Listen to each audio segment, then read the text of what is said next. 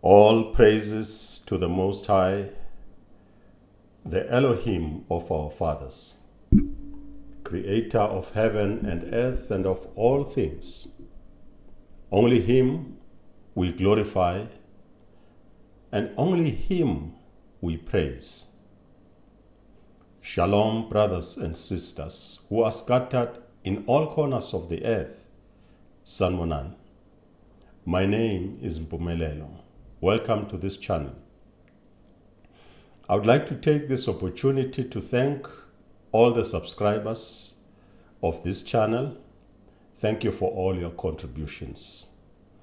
Please remember to like and share this video. If you are new to this channel, please consider to subscribe, like and share this video. So today we are continuing with a topic that concerns us, the Bantu, because there are people among us who are still not aware who they are. And they are not aware because of the time that has lapsed. And I'm very happy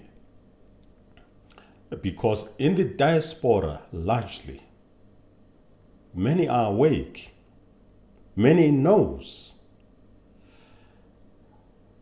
However,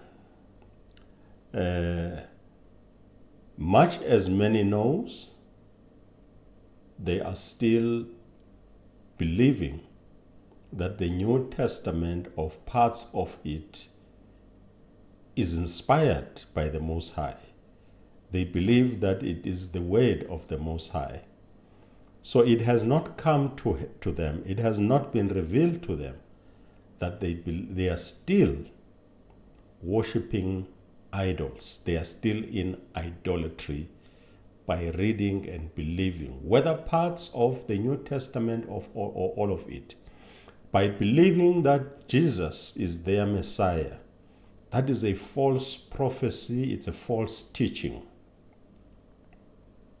So as much as many are awake, they are still misled and deceived. In the continent here, you have people who live the Torah every day. This is part of their life. It's a culture, It's not a religion. The Torah is in us, in our blood. But people cannot yet relate the Torah to themselves. They think it's culture. To a large extent it is.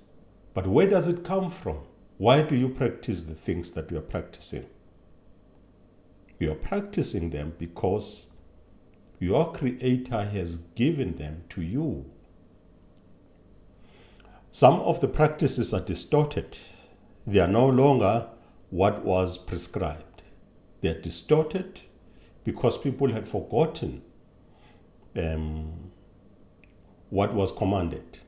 And so they became creative and they added their own things. But largely, it is the Torah. And we're going to unpack this and break it down so that people understand that they are the living Torah. And we're the only one who live that way, according to the Torah. Throughout the whole continent, people don't do the things that we do. We are not going to discuss that today, but I want to demonstrate to you that the so-called Old Testament, the Torah, or the Tanakh, is actually about you. But the Tanakh also, at the beginning, it also includes other nations. So that's why the topic today is the Bantu or the Hebrews. And melanated people are found in the Bible. They are the people that are in the Bible, in what is called the Old Testament.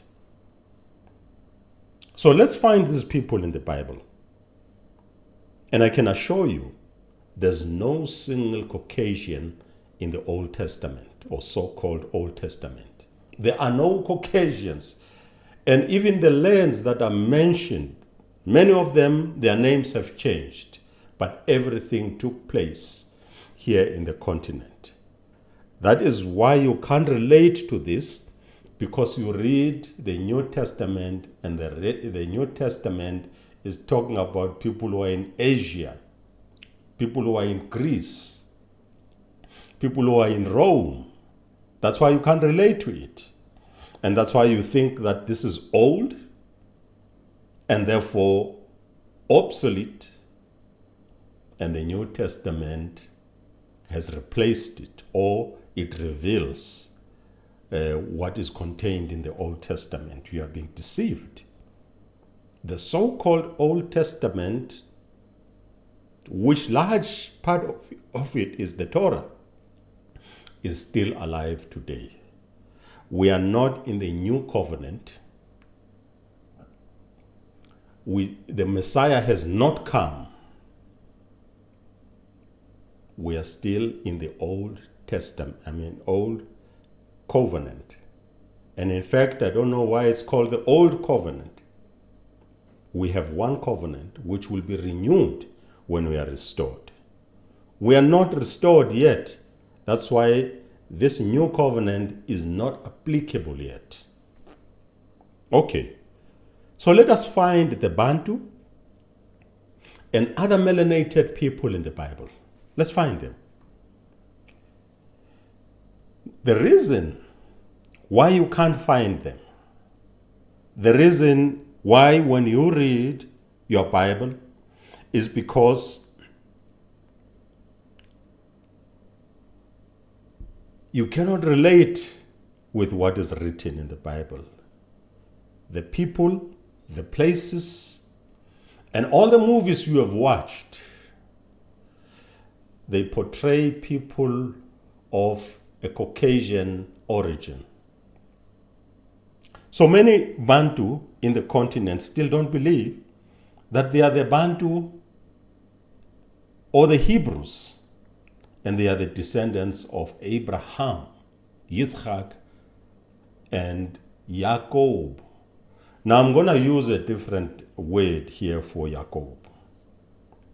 Please bear with me for changing every now and then, but I think that it is to our benefit.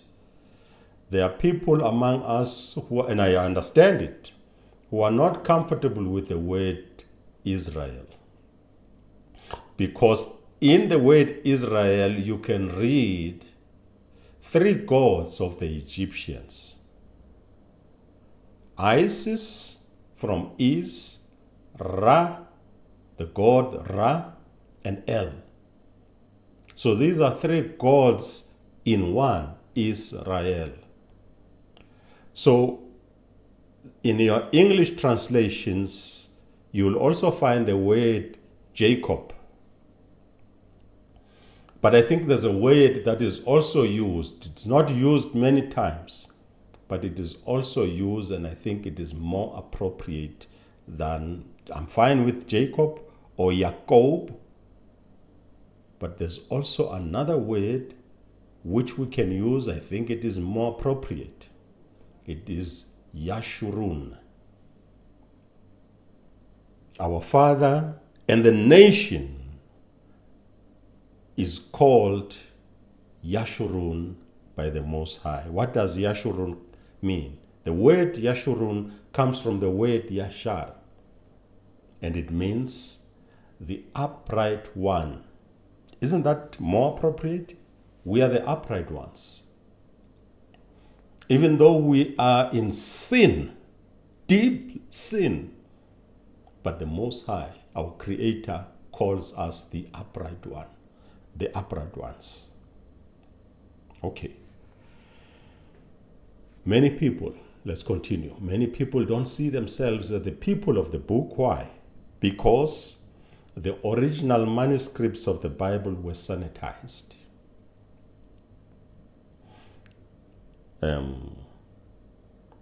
They were sanitized to conceal the true identities of the people of the Bible.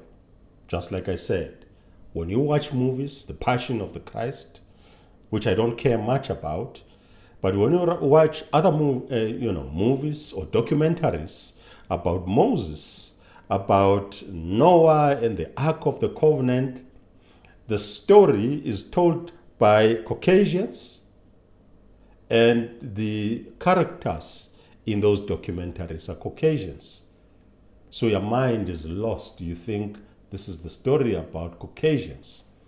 That's why you will find people among us who will say, why should I believe in Abraham and Isaac when I have my own ancestors? They are not my ancestors. They say these are the ancestors of the Jews. And when they're talking about the Jews, they are talking about those people in the Middle East who have also added their own confusion to our story. They have stolen our identity. They are not Jews, if you want to call them Jews, or if you want to use the word Jew to refer to them. The people in the Bible are people who had tribes. We know that the Caucasians don't have tribes. We are the people who have tribes. We still have tribes today. So reference to people who have tribes is people who still have tribes today. And those people are found here in the continent. So the identity of places, mountains, and rivers were changed to give an impression that the story of the Bible took place in the Middle East, when it actually happened here in the continent, all of it. Now I've spoken about the movies. All the movies that you see, even today, there's no shame. They still portray them as white people. And the idea behind is white supremacy.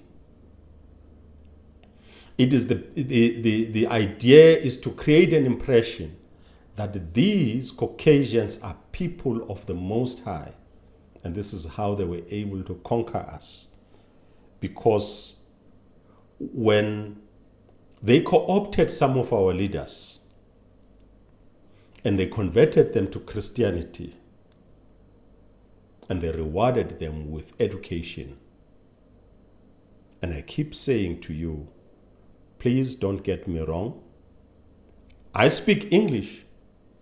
So it means I also am using a tool of these oppressors. This is how deep whiteness is entrenched in us. We have to speak English, the language of our oppressors, for us to understand each other. So I'm saying these things not because maybe I do despise it, but understand that it is still a continuation of oppression. It is still a continuation of supremacy. Those who introduced English to us are still controlling us. We speak their language to communicate to one another. It's a powerful tool. We still dress up like them in suits and ties. We are still colonized. Even though we have replaced whiteness with the elite of black people, they govern us in the institutions that were created by our colonizers. None of the states, African states, have made an attempt to change laws. Our laws are still informed by Roman Dutch laws, Germanic laws, English laws. Our history is still skewed.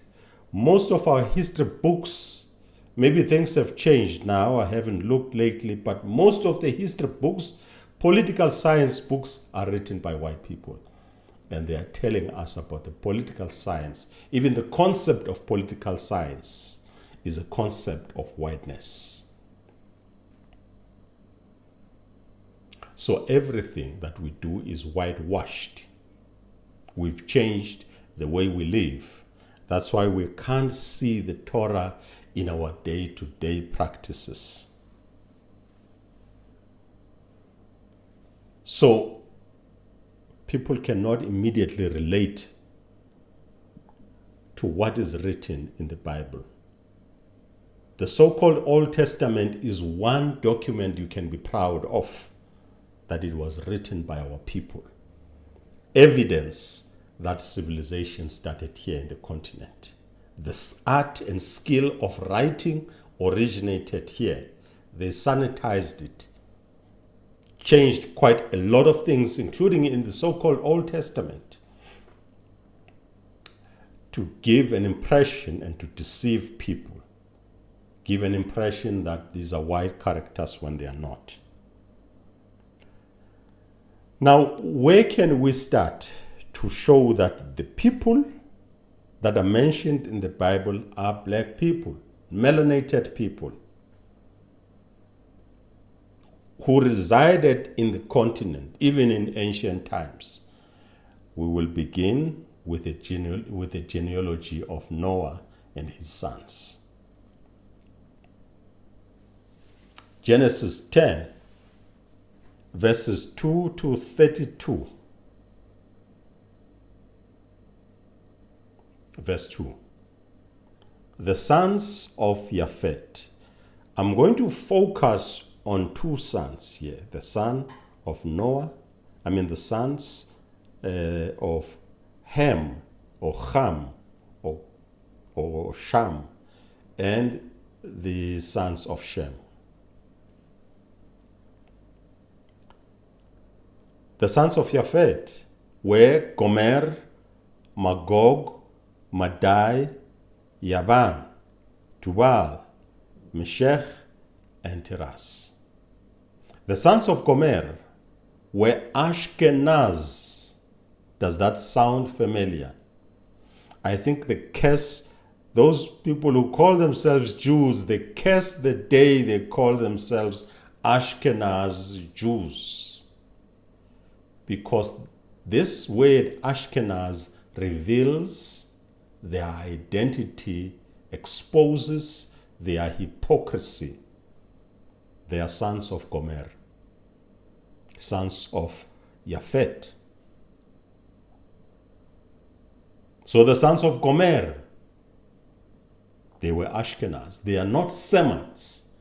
They have conceptualized a word, anti-Semitism, and they have assumed an identity, and they will persecute anyone who seems to be, in their view, insulting them or harming their identity. They've created an identity that doesn't exist, and they are persecuting people, prosecuting people who challenge them or say things that they feel is harming their characters and their identity. But that is not their identity. It is a stolen identity. It is our identity. And we are the ones who should be claiming that. But we don't see it. We can't relate to it. Why do they call themselves Semites? From the word Shem. Because other people call it Sem. Semitic. The sons of Yavan were Elisha, Tashish, Kittim, and Dodanim. Kittim is associated with Greek. So you can see all these people who are the sons of Japhet, some of them became Asians in the process of time, Europeans in the process of time. And they interacted or intermingled with some people from Ham and some people from Shem. From these, the coastland peoples of the Gentiles were separated into their lands, everyone according to his language, according to their families, into their nations. The sons of Ham. Now, when we come to Ham, I want to demonstrate to you that the all the Hamites are still found here in the continent. All of them. Or the majority of them, people have migrated and lived in different places. What does the word Ham mean? Or Ham? Pardon. The word Ham is a Hebrew word, or the word Ham is a Hebrew word which is Ham in Hebrew. And it means darkened skin or heat or hot. It can also mean brown, because this word also comes from the word hum, which means brown. But if you look for the word brown, you'll only find the word black, which means hum. So why was Ham named darkened skin? Because he was black. Because he was melanated. And Ham, the sons of Ham, were Cush. Who is Cush today? Cush became Ethiopia. The Greeks translated the word Cush to Ethiopia. And Ethiopia was a kingdom that is bigger than what it is today. And Ethiopia, or Cush, is found in the continent of Africa, of Al-Kebulan. Misraim. Who is Misraim? Again, this name was changed by the Egyptians. And that's why you find in the Bible Egypt. Misraim is Egypt. And where is Egypt? Egypt is where it is in the north of Africa. Put. Where is Put? In the west of Africa, Libya, and the surrounding areas of Libya. Today, all these people look Arabic. That is because of the invasions and the intermingling with the Greeks and the Romans, the French in later days, and other people, Caucasians. And today they look Arabic. I mean, not Arabic, they look lightened in skin. Their pigmentation is light. And then Canaan. Where did Canaan and where is Canaan today? Canaan is in the southern part of the continent. And who are the Canaanites? Some of them that are popularly known here. The Khoisan, or the Khoi and the San, the Kwe, the Twa, the Pygmies. And there's a whole range of them. Why do they still survive? And why are we found among them?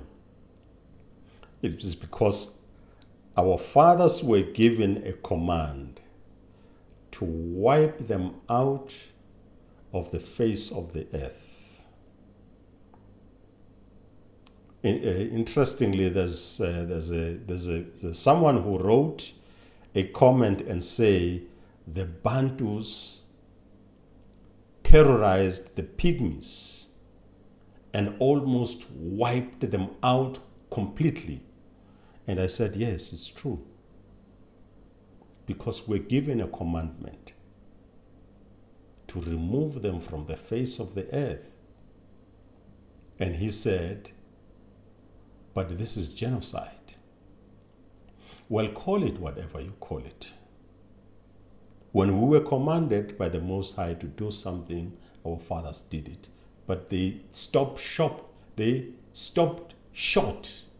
of removing all of them. If they did, there would be no discussion about the Khoisan today, the Kwe, the Pygmies.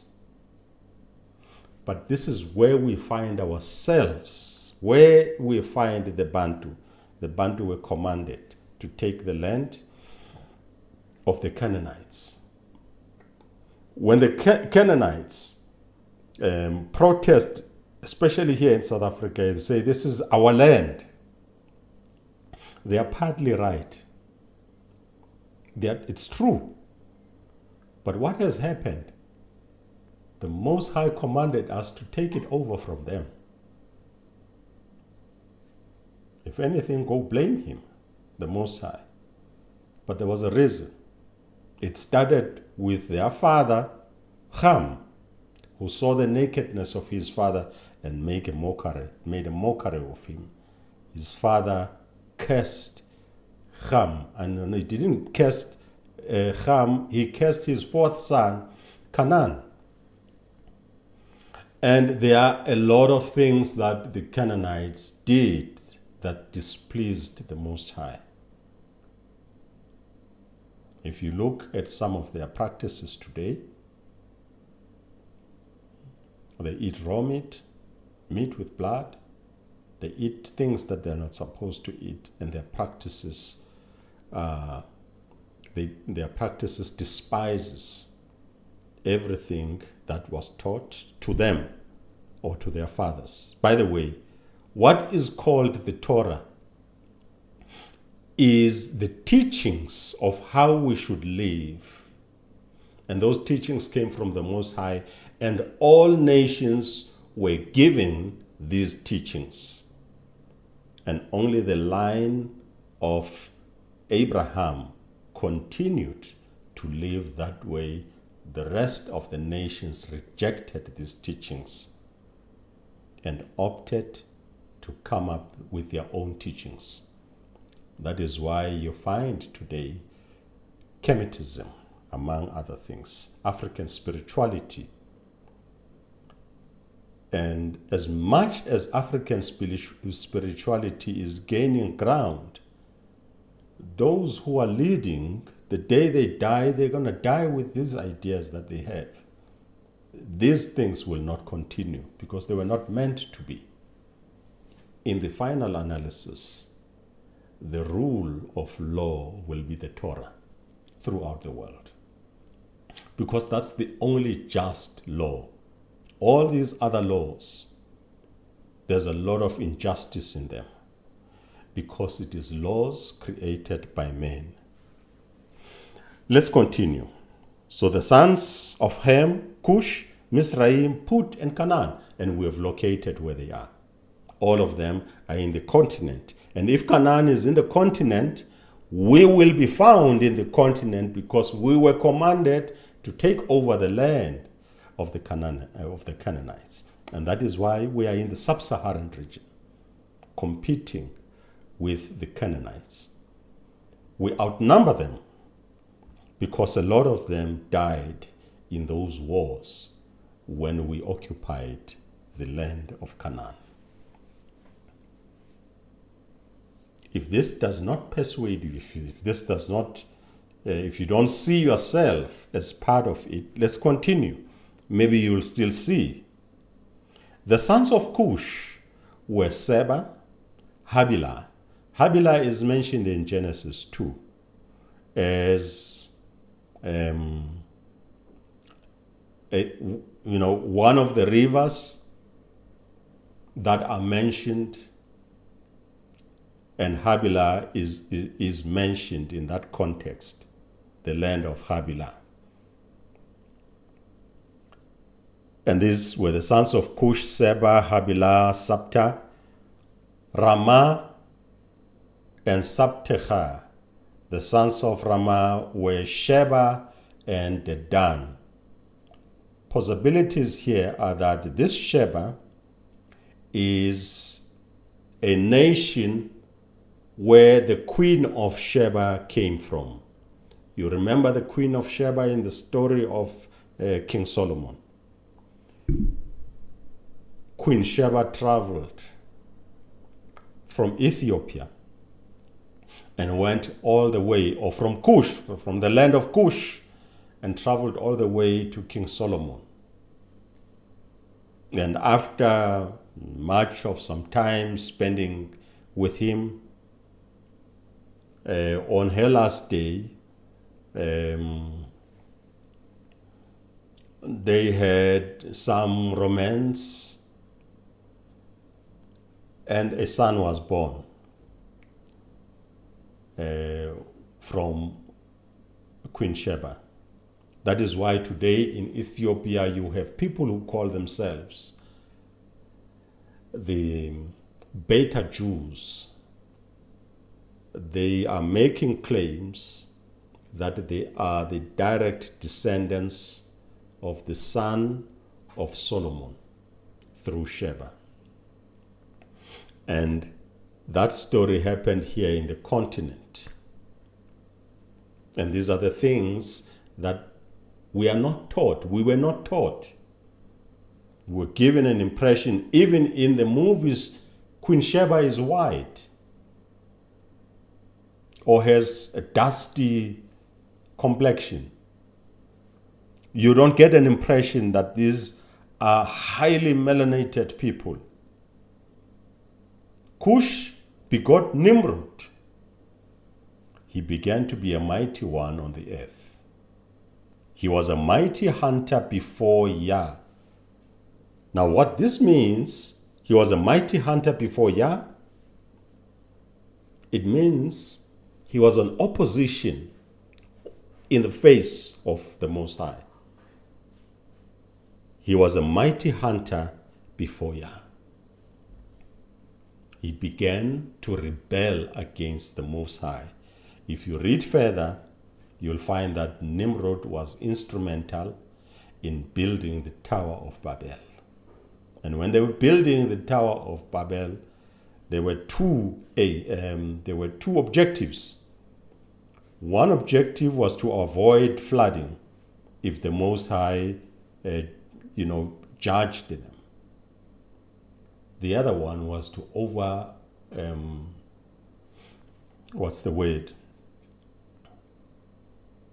was to stage a coup in today's language against the kingdom of the Most High. Stage a coup. That's why they were building a tower that was going up in heaven. In the book of Yasher, they say when this tower reached certain heights, they started shooting arrows. They started shooting arrows in heaven, hoping that they'll be killing people. They wanted to stage a coup.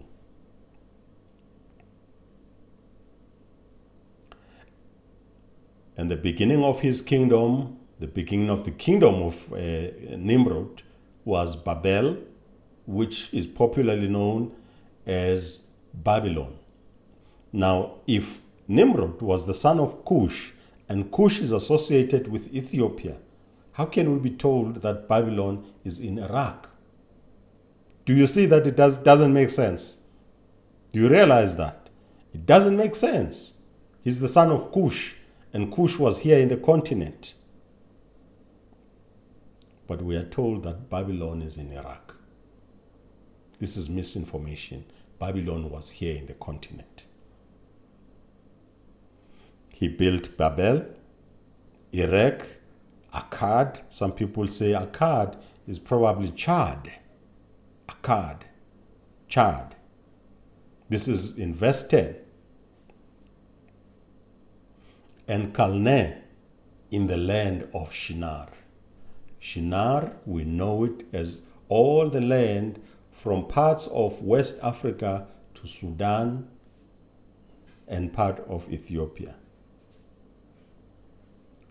From that land, he went to Assyria. Assyria is one of the kingdoms that conquered the northern kingdom of Yashurun. Do you still remember who Yashurun is? Jacob, or what is written in your Bibles as Israel. Yashurun. He conquered the northern kingdom of Yashurun, otherwise known as the northern kingdom of Ephraim or the northern kingdom of Samaria. And Resen between Nineveh, so he went on, Nimrod was creating all these big cities, Nineveh and Calah, And so, verse 12, verse 13, Misraim begot Ludim, Anamim, Lechabim, Nephtuhim. Misraim is Egypt, is where Egypt is today. Canaan, verse 15, Canaan begot Sidon, his firstborn, and Heth, the Jebusites, the Amorite, the Girgashite, the Hivite, the Arkite, and the Sinite, the Arvadite, the Zemarite, and the Hamathite. Afterward, the families of the Canaanites were dispersed. Afterwards, the families of the Canaanites were dispersed. It means they were dispersed around the areas that they possessed. Today, they will not be called by these names. If you notice, none of these names will be pygmies. None of these names will be Kwe or Koi or San. So just like today someone said, but the Bantus, were they mentioned in the Bible? Over a period of time, we've changed names. We're now called the Bantu. And it will be interesting to know why, because the word Bantu is also associated with humility, with humanity. Where does that come from? You'll find an interesting story in the Torah. The story which was passed on from generation to generation. Cultural practices that were passed on from generation to generation because we were commanded to do that, to orally teach our children. But we will learn more about the cultural practices that are related to that are found in the Torah. And so the border of the Canaanites was from Sidon as you go toward Gerar as far as Gaza. Interestingly, there's Gaza in Mozambique. But I have done some videos on the biblical land of Canaan, the promised land, what was promised to the Bantu, or the generation or the descendants of Abraham, Yitzchak, and Jacob. Then as you go towards Sodom, Gomorrah, Admah, and Zeboim as far as Lasha. So you'd also remember that Sodom and Gomorrah was destroyed by the Most High because of wickedness. So there has been wickedness among some of these nations.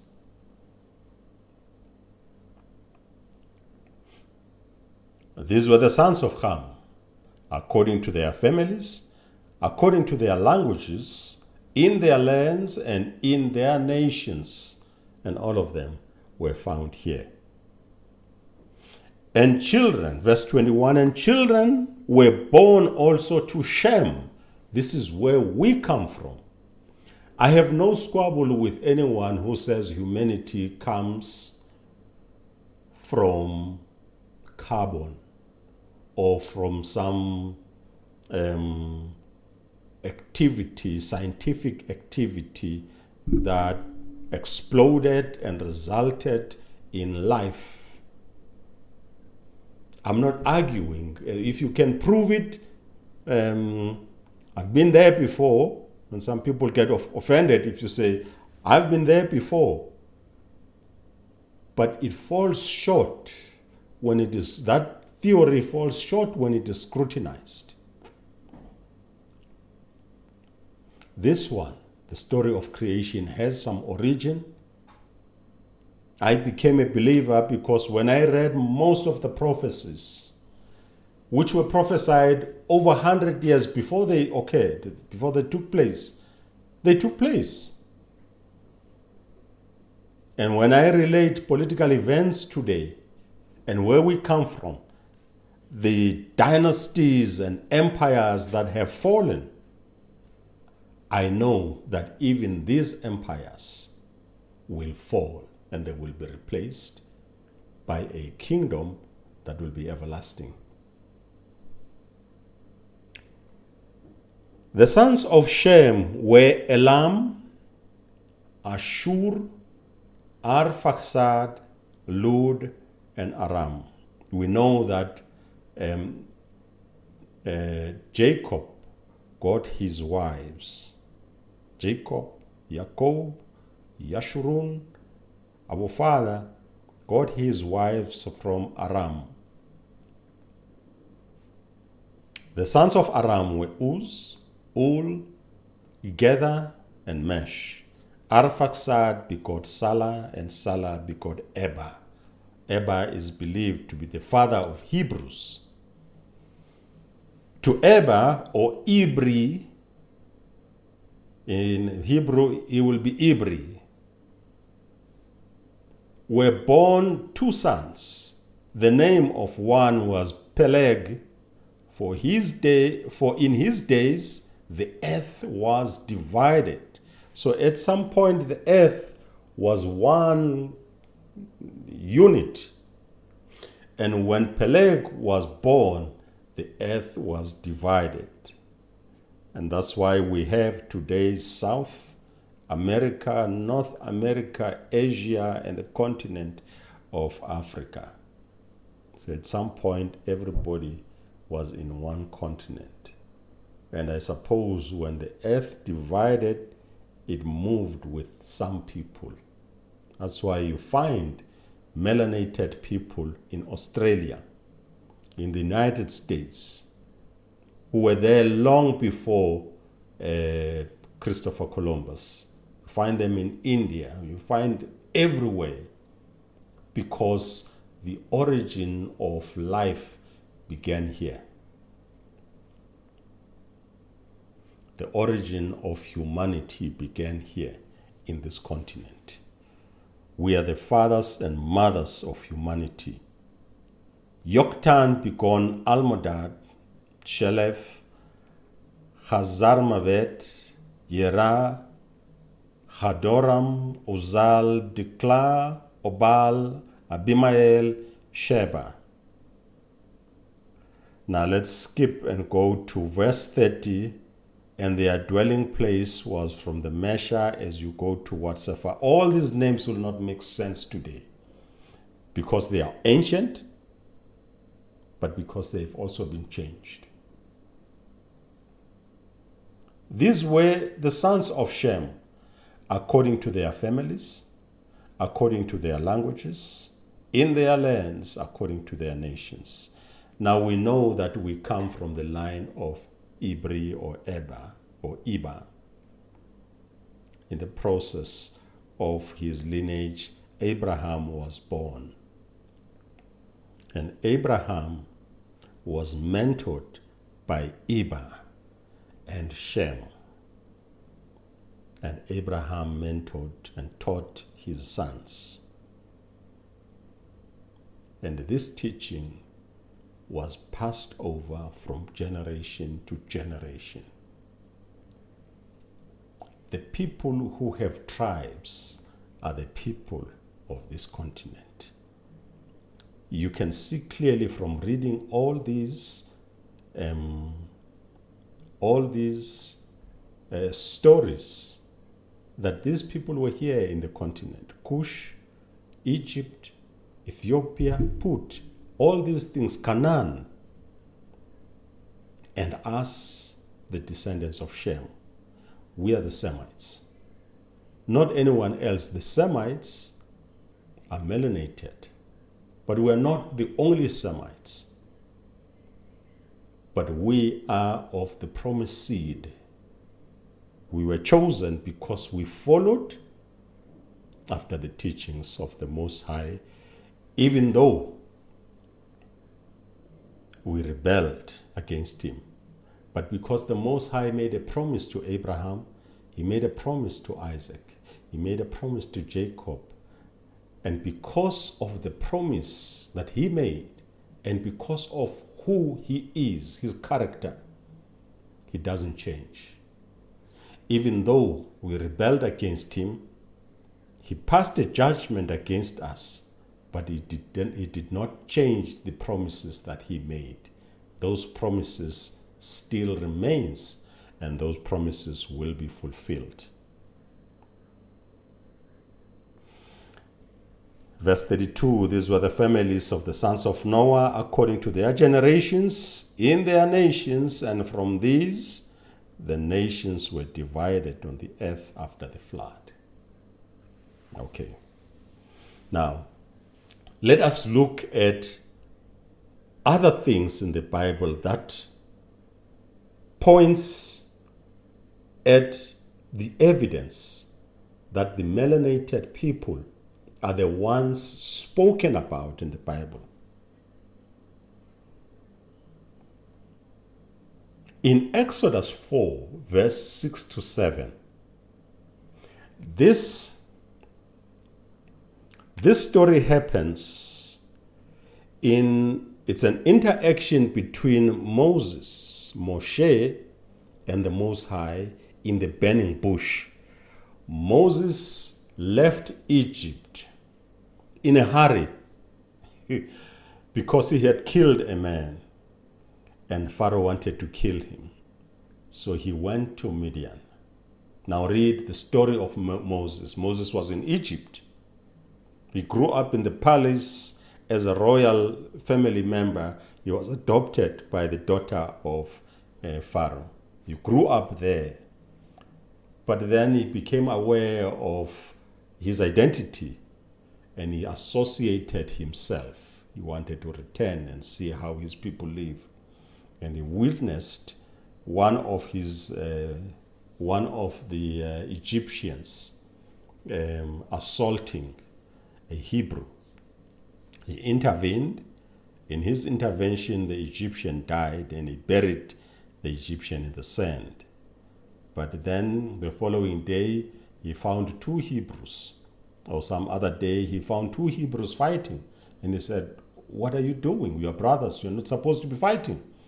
And they said, "Who made you a prince over us? You want to kill us the way you killed the other Egyptian?"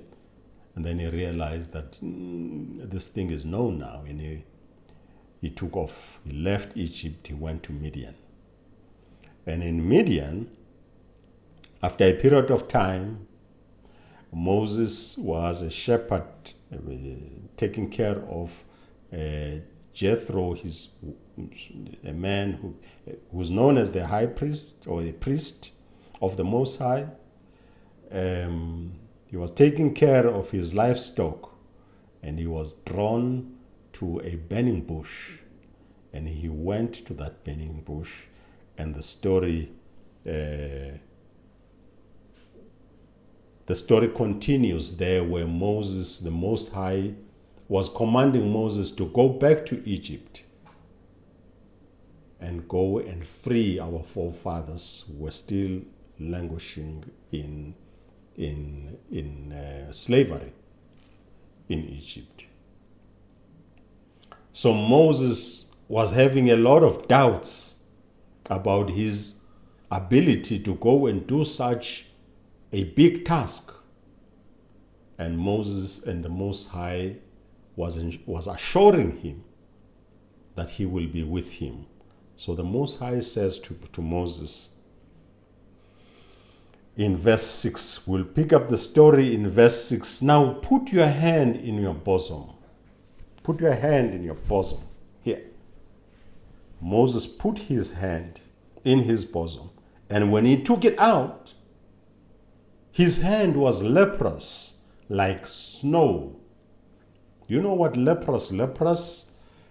We will not know what leprous is, but leprous in those days was called tsarat. And tsarat meant your skin tone changed. You will see today, and I'm not saying that anyone who has this skin disease has tsarat and it's associated with sin. It could be anything. Where you find someone, the skin tone changes around their mouth, around their eyes, around their ears before it covers the whole face and the whole body. So Moses put his hand in his bosom, and when he took his hand out, his hand was white as snow. Now, if Moses was a white man, and he put his hand in his garment, and it came out white, will that look like a miracle? But if Moses was dark-skinned, highly melanated, this would be a miracle. When he put his hand and it comes out white as snow, obviously if he's melanated, he will look like this is a miracle. And he put his hand again, and when he took it out, it was restored. So the Most High said to him, this will be one of the miracles you will perform. And by the way, he was going to perform this miracle in the presence of melanated people, because the Egyptians at that time, they were also melanated. So this would have been a miracle. You see the color of my shirt and the color of my skin. There's a big difference. The color of my beard. You can tell the difference between the pigmentation of my skin and the color of my beard and the shirt. So if I put my hand in this garment and I took it out and it was white, it would frighten me, because I am melanated. But if a white person did this, it would not really make a big difference. It would not look like a miracle. Moses was melanated. He was not a white man. So this story is found in Exodus 4, verse 6 to 7. In Numbers 12, verse 1, Miriam and Aaron rose against Moses. Why? In this verse, in verse 1, we are told that because Moses married an Ethiopian woman.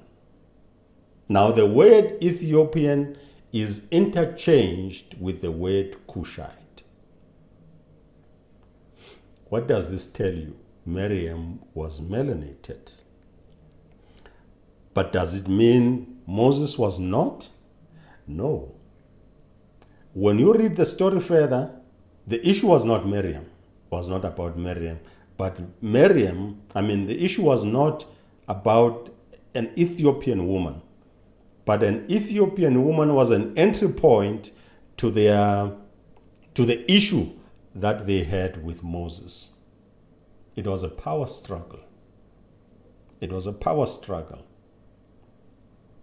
Moses was also melanated. So the issue was a camouflage here.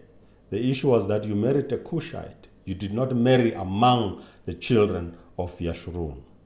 You married someone outside of Yashurun. So they were taking a fight with him.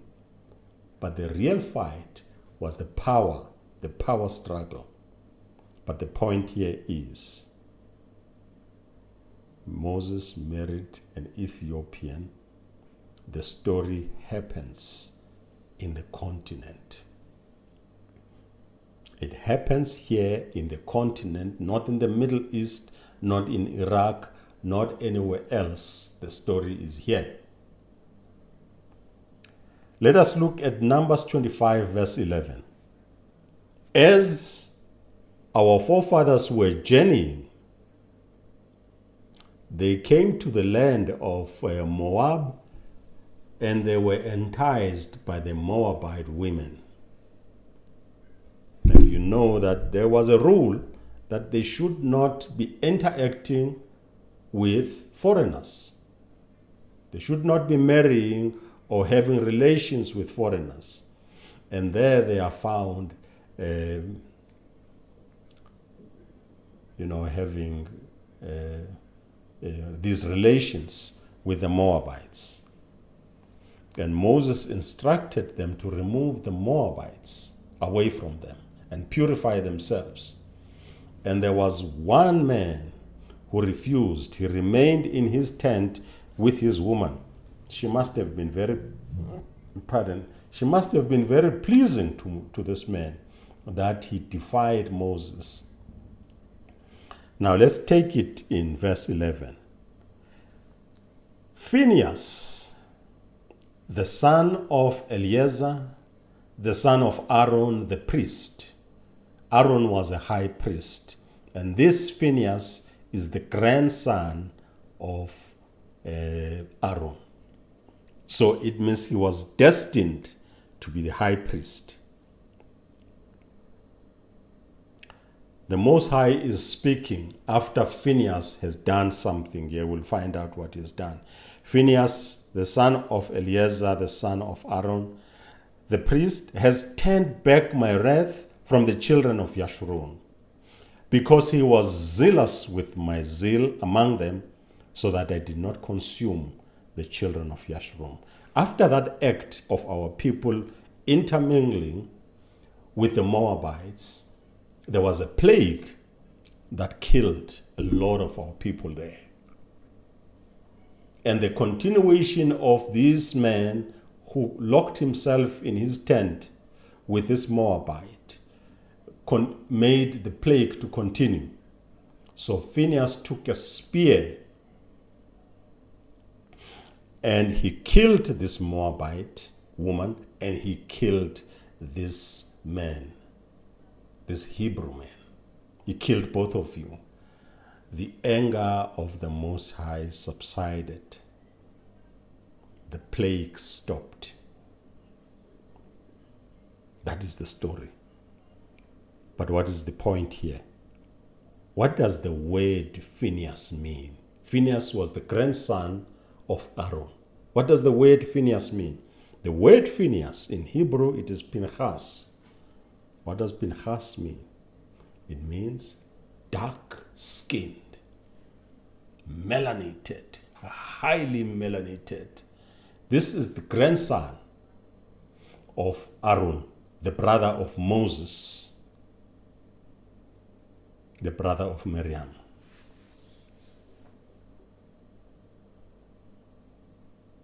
These were not white people. Can you see that? These were not white people. These were our ancestors. This is where we come from. This is our story. Written by our people. Of course, changed and distorted. But this is our story. This is our story. Exodus 4. 1 Kings chapter 10, verses 1 to 2.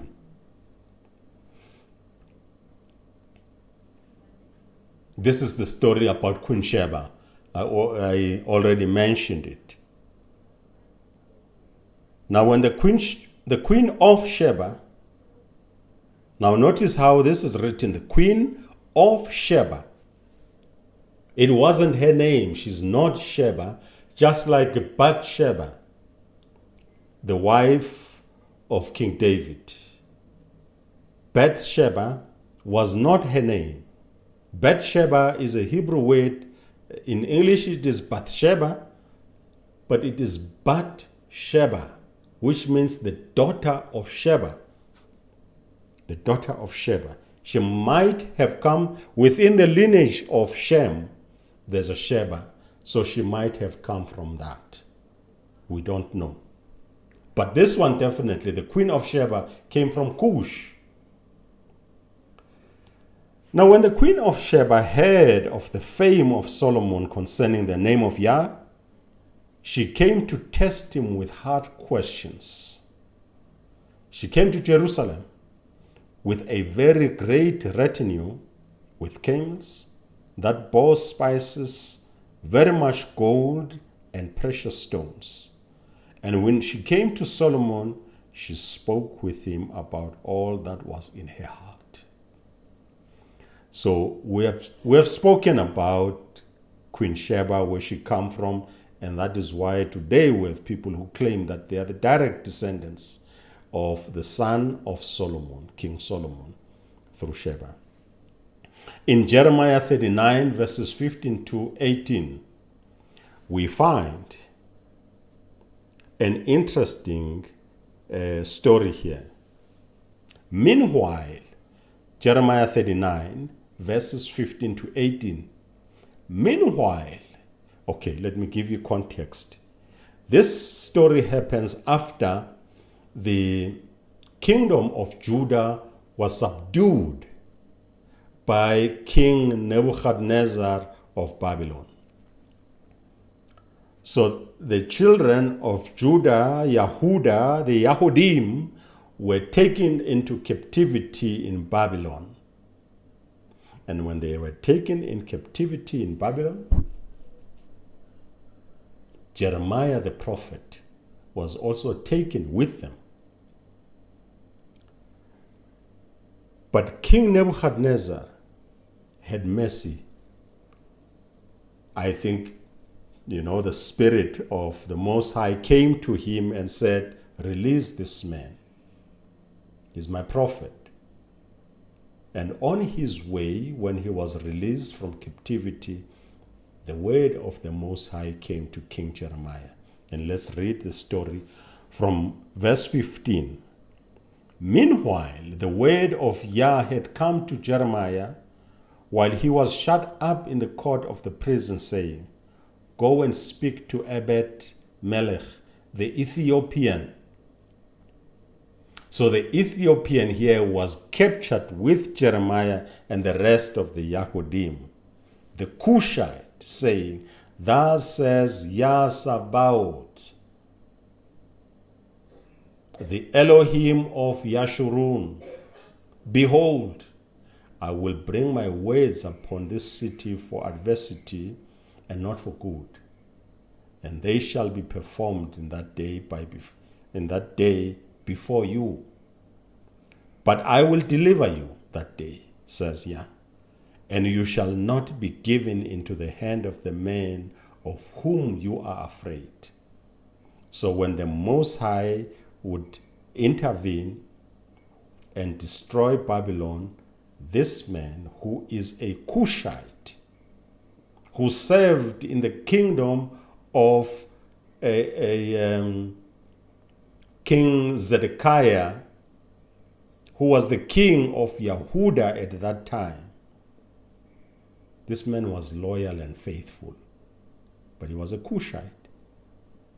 The Most High is giving him an assurance that he will be saved. "I will deliver you in that day, says Yah, and you shall not be given into the hand of the men whom you are afraid. For I will surely deliver you, and you shall not fall by the sword. But your life shall be as a prize to you, because you have put your trust in me." Now, those who trust in Jesus during the times of calamities, of wrath of the Most High, when his wrath is heightened and you call upon the name of Jesus, pray that he saves you. Because I tell you, he was created by the Romans. He doesn't exist. You cannot be saved by something that doesn't exist. You will perish. Call his name at your own risk. This man was faithful and he trusted in the Most High. And the Most High is assuring him that when that time comes, you will be saved. Now let us quickly look at other things now. The curses and the blessings that were given to Yashurun, the children of Yashurun. If you've forgotten who Yashurun is, Jacob or Jacob in English, the son of Yitzchak or Isaac, the son of Abraham. So he was called by different names, and one of his names was Yashurun. And so we are the nation of Yashurun. Deuteronomy 28, give a list of blessings and a list of curses. All these things, all our lives were remote. They did not make sense to us because we could not relate them to us. But when you read them, certain verses, you can see that it is talking directly to us, because you will know that certain events have taken place. And these events took place to us and to no other nation. That is why we know we are the people of the book. Okay. Let us start in verse 36. You can read from verse 1 where it talks about the blessings. And let's start from the verse 36 where it talks about the curses. Yah will bring you and the king whom you set over you to a nation which neither you nor your fathers have known. And there you shall serve other gods, wood and stone. What is interesting with our history is that even today we still have kings. And no other nation except for England and other nations. But clearly, this story happened here in the continent, and we still have kings. We still have tribes. No other nation has these tribes that we have. Yah will bring you and the king whom you set over to a nation which neither you nor your fathers have known. This has happened. And there you shall serve other gods, wood and stone. And you shall become an astonishment, a proverb and a byword among all nations where Yah will drive you. Wherever Yah will drive you, you will become an astonishment. Is it not true? That wherever you are called by names. No one is taking us seriously. We're the first target. We are called by names. We were slaves. We were oppressed. This is true. This happened. And this was spoken thousands of years before it happened. You shall carry much seed out of the field, but gather little in, for the locust shall consume it. You shall plant vineyards and tend them, but you shall neither drink of the wine nor gather the grapes, for the worms shall eat them. You shall have olive trees throughout all your territory, but you shall not anoint yourself with the oil, for your olives shall drop off. And pay attention to this one, verse 41. You shall beget sons and daughters, but they shall not be yours, for they shall go into captivity. And captivity has happened in different times.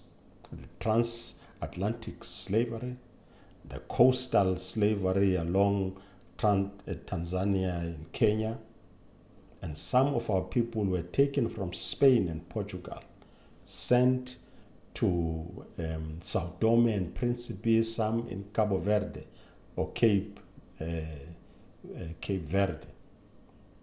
This has happened to us. There's no other nation that can claim all these things. Now, 43. The alien who is among you shall rise higher and higher above you, and you shall come down lower and lower. Does this ring a bell? The alien. Who is the alien among us here? Let's take an example. Anywhere in the diaspora, well, if you are in the diaspora, you become an alien because you are taken there. You belong here. You are Bantu, you belong here. But the alien here among us will become higher and higher, and we will become lower and lower. Has that not happened? Is it not happening today? We are still languishing in poverty today. We're still in poverty. But those who came to conquer us, are still up there, even though we claim that we are free, we are liberated. They are still higher, and they are still going up higher and higher, and we are low. Look at the delegation that the president of South Africa chose to take with him. He chose people who own South Africa. They have money that no one has here. They probably appear in the top 10 of the richest people in the world.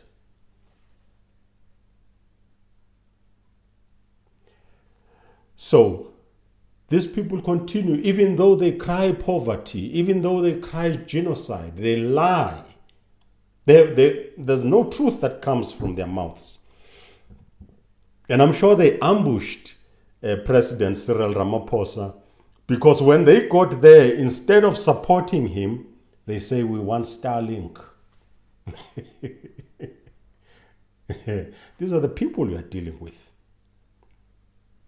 You know? He took them to support him, to say there's no genocide in South Africa.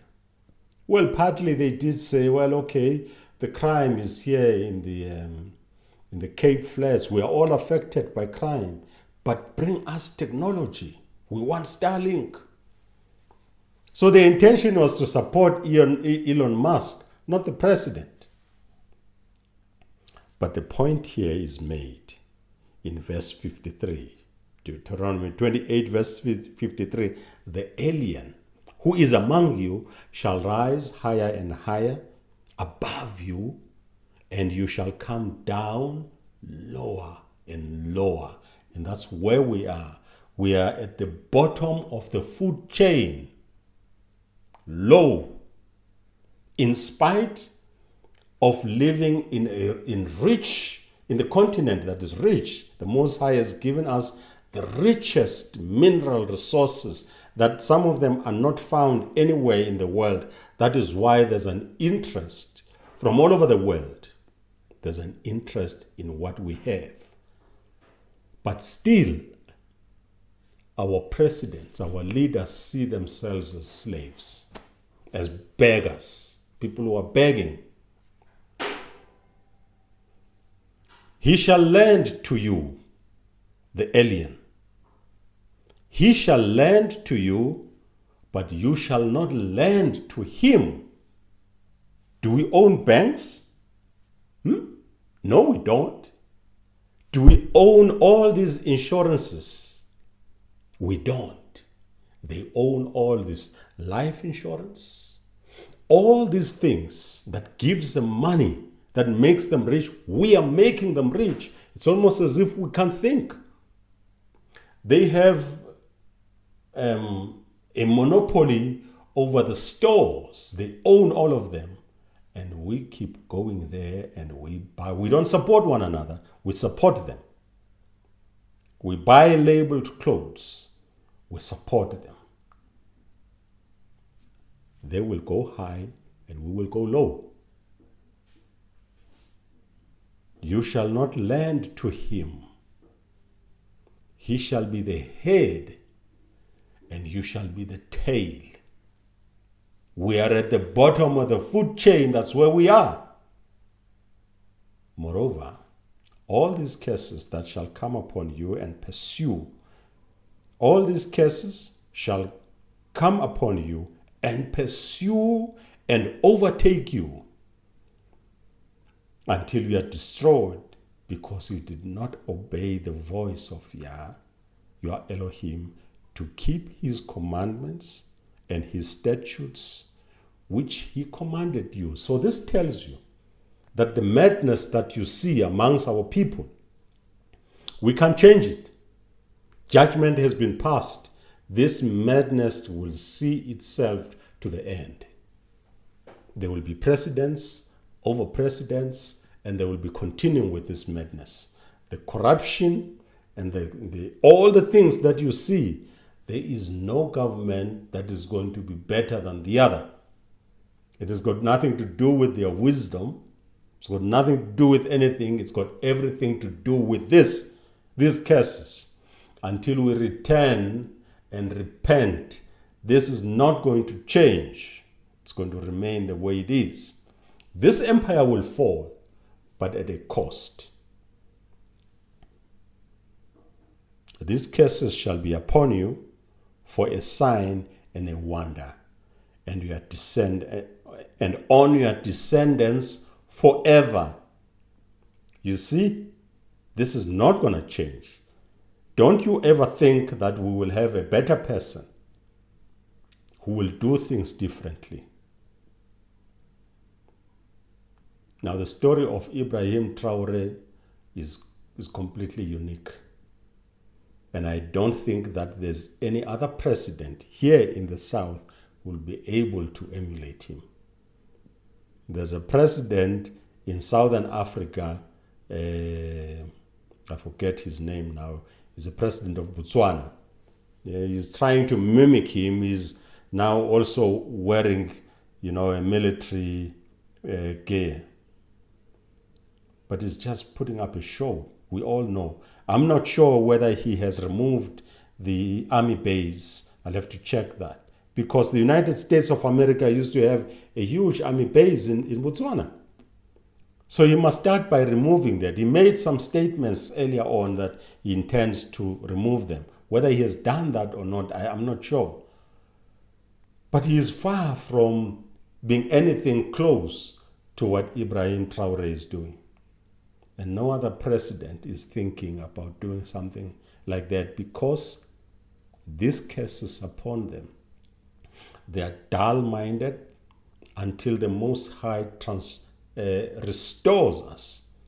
There's no one who will have the wisdom. We fought for freedom. We thought we're fighting as young people. We're fighting, and we thought that things would be better. Little did we know that there's no man who can change this, but only the Most High. So we were given a candy, and we thought that this is freedom. But we are far from this so-called freedom. We are far from restoration. Now let's go to verse 47. Because you did not serve Yah, your Elohim, with joy and gladness of heart, for the abundance of everything. We abandoned that. We could have had abundance, but we left that for what? For idolatry.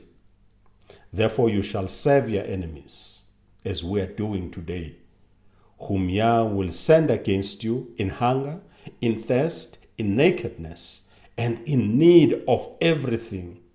And he will put a yoke of iron on your neck until he has destroyed you.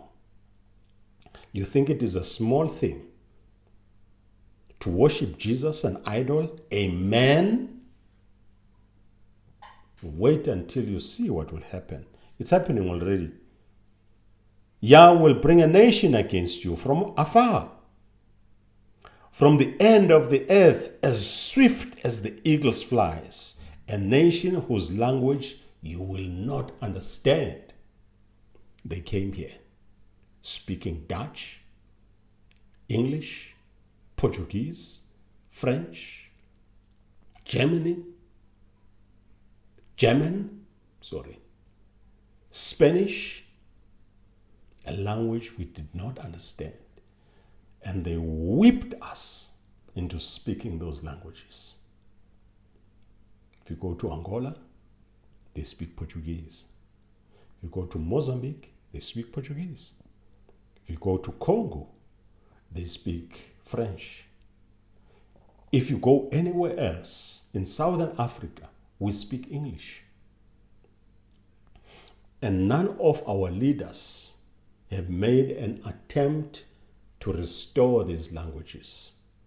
Instead, at some point, the Minister of Education here in South Africa was proposing that our children should do Mandarin, not even Swahili.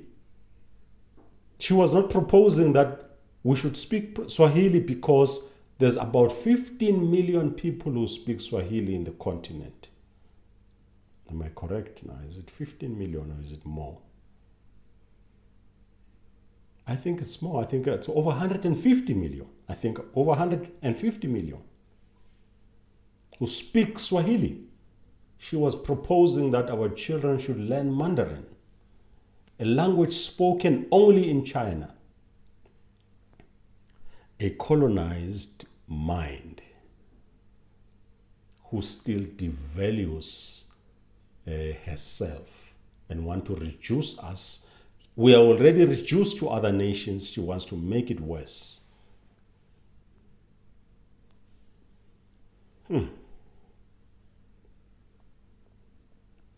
This nation, let me go back here.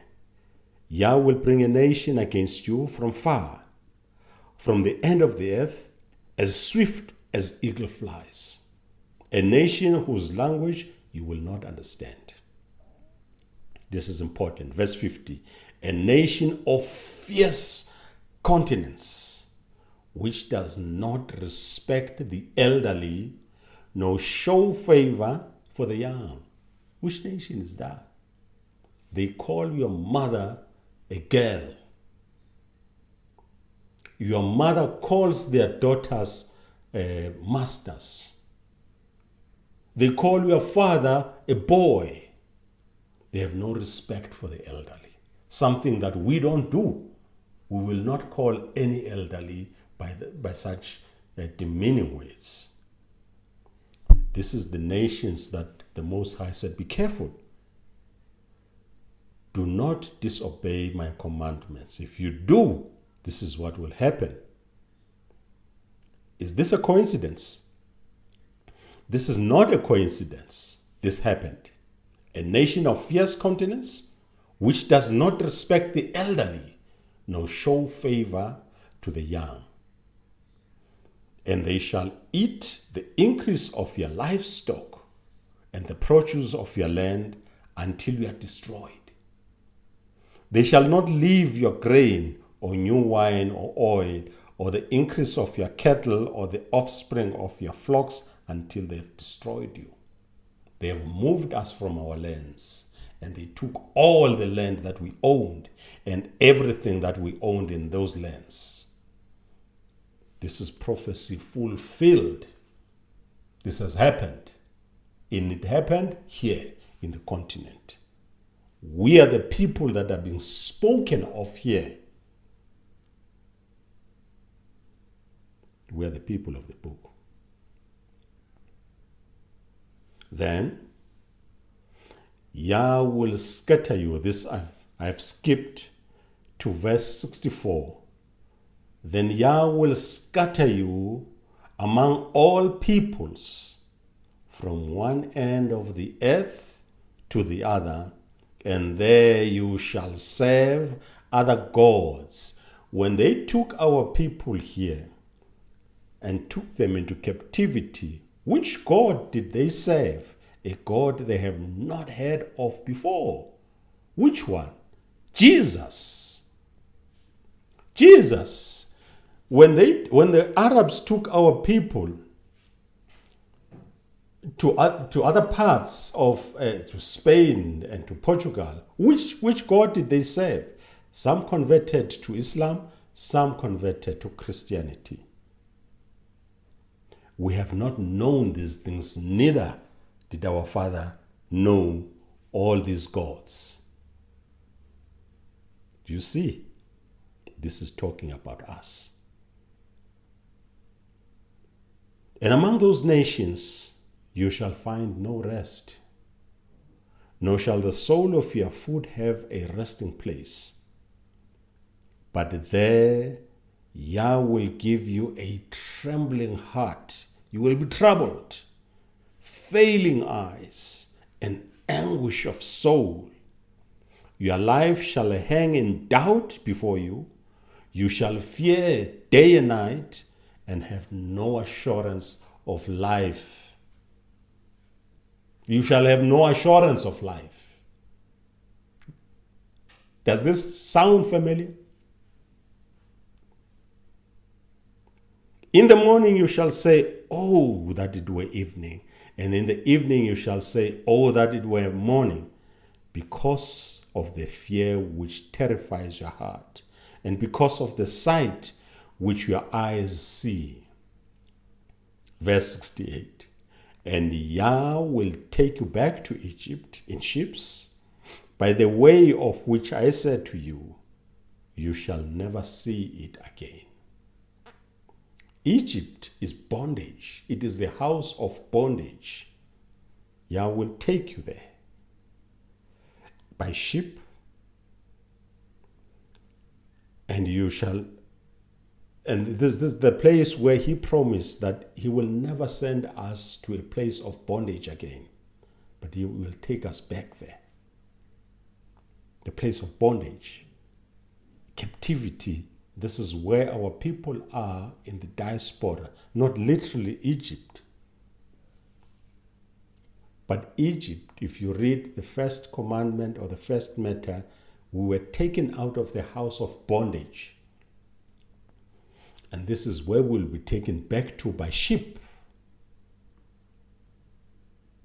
And Egypt symbolizes the house of bondage. Wherever you are in the diaspora, you have been taken back to the house of bondage, where the Most High promised that you will not return there. That's where you are in the diaspora.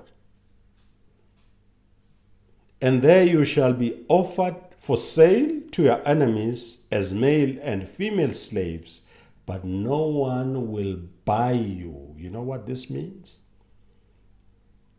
You will not be redeemed by no one. You will not be redeemed. It doesn't mean that you will be interchangeably sold from one place to another. You will not be redeemed until the Most High restores us. Even though slavery is ended, those in the diaspora will tell you about the stories of their lives. They are still in bondage, and they are yearning to come back. Their hearts are yearning to come back because they are in a place where they are not supposed to be. This is where I will end today. Thank you very much for your attention. If you can't see it, even from what is written here, I don't know how else you can see it. Perhaps in the next chapters, in the next videos, I will try to relate our culture with what is contained in the Torah. And if you can't see it even then perhaps you are not supposed to see it. Anyways, we leave it up to the Most High to give us understanding. Thank you very much. Ngiyabonga. Asante sana. All praises to the Most High. Hallelujah, hallelujah, hallelujah.